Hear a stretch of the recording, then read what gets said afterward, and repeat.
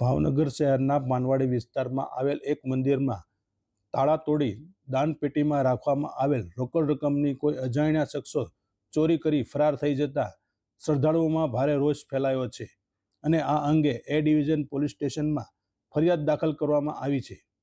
સમગ્ર બનાવ અંગે પ્રાપ્ત વિગતો અનુસાર શહેરના પાનવાડી વિસ્તારમાં BSNL કચેરીવાળા રોડ પર રવિ ફ્લેટ્સની સામે વર્ષો જૂનું મેલડી માતાનું મંદિર આવેલું છે।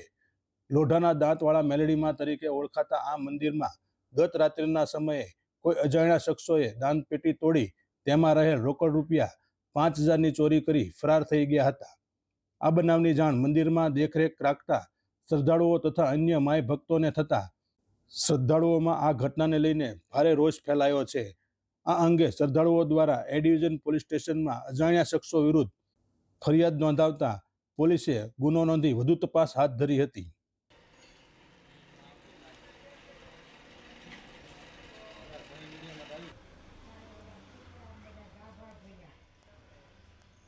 મારું નામ મયંક હળવદિયા છે।